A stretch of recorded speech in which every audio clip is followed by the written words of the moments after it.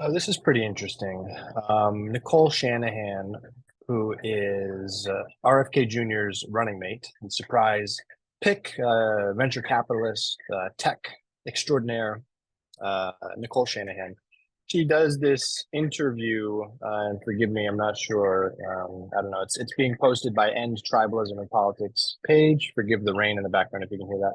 But she makes an interesting announcement, or she has this interesting discussion where she teases There's this.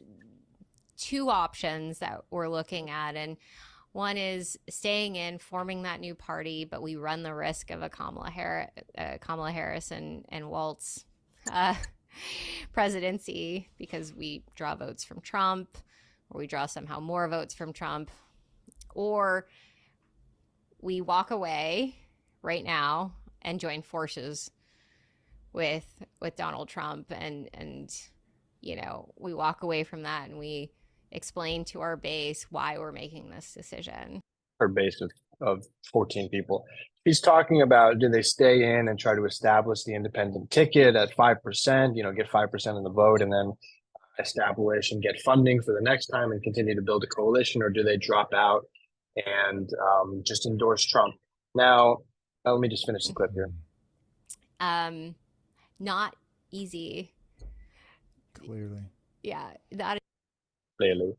Uh, I mean, my hopes, let's be honest, she's accurate. She's correct when she says it seems like they draw more from Trump at this point in time.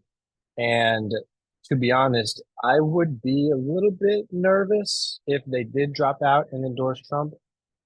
Probably would end up with a net of like 0.5 to 1.5% gaining at that point, which in this election, when it was decided by about 80 to 100,000 votes across like 4 or 5 states, maybe even less than that, um, that's not good. Hopefully, they decide to stay in to the end and continue this pipe dream of establishing a third party. I actually agree. I think we should have more parties. I would love if we had 3 or 4 or 5 viable parties. It's just not the reality of the system that we have. And we'll see. I don't think it should be people like Nicole Shanahan and RFK Jr., who clearly, don't seem to know where they even side, if they are going out and trying to endorse Trump on the one hand and then reaching out to Kamala and offering the same thing on the other. They are sort of they're very opportunistic, and it shows.